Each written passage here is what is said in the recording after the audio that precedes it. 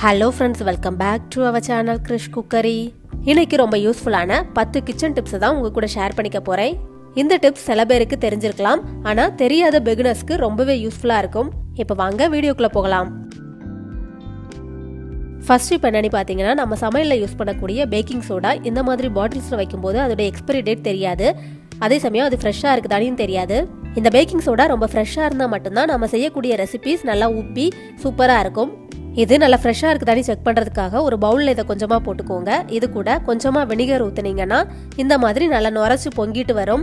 இந்த மாதிரி இது நல்லா பொங்கிட்டு வந்துச்சுன்னா இந்த பேக்கிங் சோடா நல்லா ஃப்ரெஷ்ஷா இருக்குதுன்னு அர்த்தம். இதை நீங்க தாராளமாவே உங்க ரெசிபீஸ்ல யூஸ் பண்ணலாம். ரொம்ப சாஃப்டான உப்பலான ரெசிபீஸ் கிடைக்கும். சப்போஸ் நீங்க வினிகர் ஊத்துனதுக்கு அப்புறமா இந்த மாதிரி பொங்கி வரல அப்படின்னா அந்த பேக்கிங் சோடாவை யூஸ் பண்ணாதீங்க. செகண்ட் டிப் என்னன்னு பாத்தீங்கன்னா, நாம கேக்ஸ் அப்புறம் பேன் கேக்ஸ் எல்லாம் செய்யறதுக்காக பேக்கிங் பவுடர் வாங்கி வைப்போம். ஆனா அது எப்பவா தான் யூஸ் ஆகும், ரொம்ப யூஸ் ஆகாது. இப்பெல்லாம் நிறைய கடைகள்ல பேக்கிங் பவுடர் வாங்கும்போது இந்த மாதிரி பாக்ஸ்ல தான் கொடுக்குறாங்க. இந்த மாதிரி கொடுக்கும்போது அதோட எக்ஸ்பைரி டேட் நம்மளுக்கு தெரியாது. இந்த பேக்கிங் பவுடர் எக்ஸ்பைரி டேட் முடியாம ஃப்ரெஷ்ஷா இருக்குதான்னு ஈஸியா நம்ம செக் பண்ணி பார்க்கலாம். கேக் செய்யறதுக்கு முன்னாடி இந்த மாதிரி செக் பண்ணிட்டு செஞ்சீங்கன்னா கேக் கரெக்டா வரும். ஒரு பவுல்ல கொஞ்சமா பேக்கிங் பவுடர் எடுத்து போட்டுக்கோங்க. இது கூட கொஞ்சமா சுடு தண்ணியை ஊத்திக்கோங்க. தண்ணி நல்லா சூடா இருக்கணும். சுடுதண்ணி ஊத்தின உடனே இந்த பேக்கிங் பவுடர் இந்த மாதிரி நல்லா நுரைச்சு பொங்கிட்டு வரும். இந்த மாதிரி நல்லா நுரைச்சிட்டு வந்துச்சு அப்படின்னா உங்களோட பேக்கிங் பவுடர் நல்லா இருக்குதுன்னு அர்த்தம். இதை உங்களோட கேக்ஸ் பேன் கேக்ஸ்ல தாராளமாவே யூஸ் பண்ணலாம். இந்த மாதிரி நல்லா நுரைச்சிட்டு வரல அப்படின்னா அதை யூஸ் பண்ணாதீங்க. அப்புறம் உங்களோட கேக் நல்லா ஃப்ளஃபியா வராது.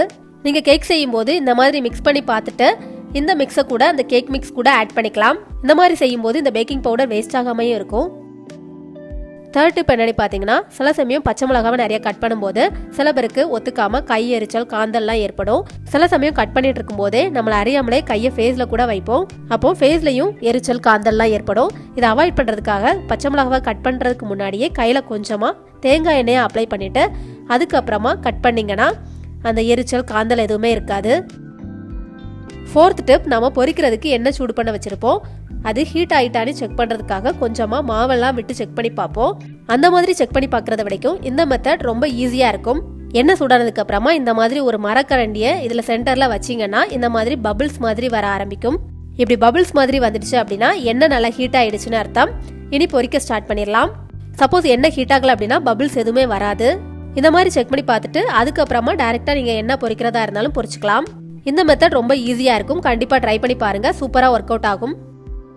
அடுத்த டிப், நம்ம கிச்சன்ல யூஸ் பண்ணக்கூடிய கத்தி, வெங்காயம், வெஜிடபிள்ஸ் அப்புறம் இஞ்சி பூண்டு எல்லாமே கட் பண்றதுக்காக தான் யூஸ் பண்றோம். அதோட ஸ்மெல் எல்லாமே அந்த கத்தியில தான் இருக்கும். அதனால நீங்க எப்பெல்லாம் லெமன் யூஸ் பண்றீங்களோ அந்த லெமனை யூஸ் பண்ணி இந்த ஸ்மெல்ல போக வைக்கலாம். லெமனை புழிஞ்சிட்டு அதோட தோல் வச்சு இந்த மாதிரி நல்லா தேய்ச்சி விட்டுக்கோங்க. இந்த மாதிரி பண்றதுனால அதோட வாசனை எதுவுமே இருக்காது, எல்லா ஸ்மெல்லும் போயிடும். கத்தி ரொம்ப ஃப்ரெஷ்ஷா இருக்கும். ஸ்க்ரப்பர் வச்சு தேய்க்கிறத விடைக்கும் இந்த மாதிரி எலுமிச்சப்பழ தோல் வச்சு தேய்க்கிறது ரொம்பவே பெஸ்டா இருக்கும். அடுத்த டிப், நாம ஃப்ரிட்ஜ்ல முட்டை வச்சிருப்போம். அது ரொம்ப நாளைக்கு கெட்டு போகாம ஃப்ரெஷ்ஷா இருக்கிறதுக்கான டிப் தான். முட்டையை அதோட கூம்பு வடிவத்தில் இருக்கக்கூடியதை மேல் பக்கமா பார்த்து வைக்காம அதை கீழ்பக்கமா பார்த்து கமத்தி வச்சிங்கன்னா முட்டை ரொம்ப நாளைக்கு கெட்டு போகாம ஃப்ரெஷ்ஷா இருக்கும். எல்லா முட்டையுமே அதோட கூம்பு வடிவத்தில் இருக்கக்கூடியதை கீழ் பார்த்து வச்சுக்கோங்க. ரொம்ப நாளைக்கு கெட்டு போகாது. இந்த டிப்பை கண்டிப்பா ஃபாலோ பண்ணி பாருங்க.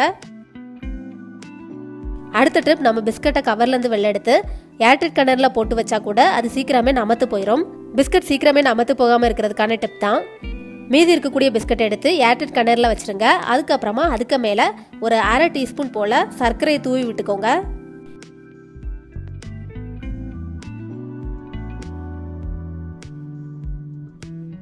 இந்த மாதிரி பண்றதுனால அதுல இருக்கக்கூடிய எக்ஸ்ட்ரா மாய்ச்சர் எல்லாமே அந்த சர்க்கரை இழுத்துக்கும். அதனால பிஸ்கட் எப்பவுமே சாஃப்ட் ஆகாம ரொம்ப சூப்பரா கிறிஸ்பா இருக்கும். இன்னொன்னு என்னன்னா, இந்த சுகருக்கு பதிலா ஒரு ஹாஃப் ஸ்லைஸ் பிரெட்டை இதுல வச்சுட்டு அதுக்கப்புறமா இதை மூடி வச்சு நல்லா டைட்டா க்ளோஸ் பண்ணி வச்சிட்டீங்கனாலும் அந்த பிஸ்கட் நல்லா சாஃப்ட் ஆகாம நல்லா கிறிஸ்பா இருக்கும். நிறைய பிஸ்கட்ஸ் வாங்கி ரொம்ப நாளைக்கு ஸ்டோர் பண்றவங்களுக்கு இது ரொம்ப ரொம்ப யூஸ்ஃபுல்லா இருக்கும். கண்டிப்பா ட்ரை பண்ணி பாருங்க. அடுத்த டிப், குக்கர்ல பருப்பு வேக வைக்கும் போது வெந்து முடிச்சதுக்கு அப்புறமா பாத்தீங்கன்னா அந்த மூடியில மேல பருப்பு ஒட்டிக்கிட்டு இருக்கும். அது காஞ்சதுக்கு அப்புறமா சீக்கிரமா கழுவினாலும் கூட கொஞ்சம் கஷ்டமா இருக்கும். அந்த மாதிரி சமயங்கள்ல நீங்க சமையலுக்கு என்ன ஆயில் யூஸ் பண்றீங்களோ அதை கொஞ்சமா எடுத்து இந்த மாதிரி ஃபுல்லும் தடவிக்கோங்க. இப்படி தடவிட்டு அதுக்கப்புறமா குக்கரை க்ளோஸ் பண்ணி பருப்பை வேக வச்சுக்கோங்க.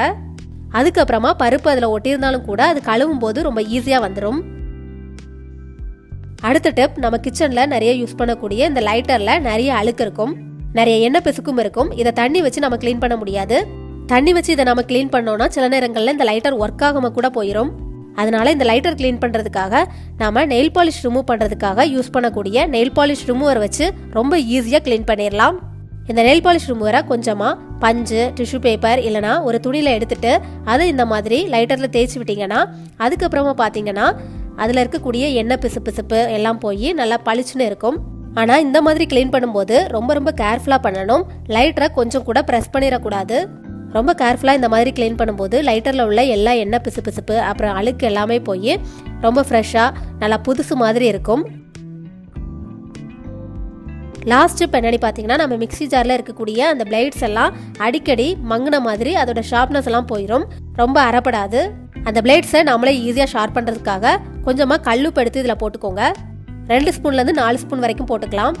கல்லுப்பு போட்டுட்டு இதை க்ளோஸ் பண்ணிவிட்டு கொஞ்ச நேரத்துக்கு நல்லா பிளெண்ட் பண்ணி எடுத்துக்கோங்க. இந்த மாதிரி பண்ணுறதுனால பிளேட்ஸ் ரொம்ப ஷார்ப்பாகிரும். பிளேட்ஸ் ரொம்ப மங்கிருந்து அப்படின்னா இதை வாரத்துக்கு ஒரு தடவை கூட பண்ணி எடுத்துக்கலாம். ரொம்ப மங்கலை அப்படின்னா மாதத்துக்கு ஒரு தடவை இந்த மாதிரி பண்ணிக்கோங்க. பிளேட்ஸ் நல்லா ஷார்ப்பாகிரும். இவ்வளோ தான் இந்த டிப்ஸ் எல்லாம் உங்களுக்கு ரொம்ப யூஸ்ஃபுல்லாக இருந்திருக்கும்னு நினைக்கிறேன். இந்த டிப்ஸ் உங்களுக்கு பிடிச்சிருந்து ரொம்ப யூஸ்ஃபுல்லாக இருந்ததுன்னா இந்த வீடியோக்கு லைக் பண்ணுங்க, உங்கள் ஃப்ரெண்ட்ஸ் அண்ட் ஃபேமிலிக்கு ஷேர் பண்ணுங்க, கமெண்ட் பண்ணுங்க, மறக்காம கிறிஷ் குக்கரியை சப்ஸ்கிரைப் பண்ணிடுங்க.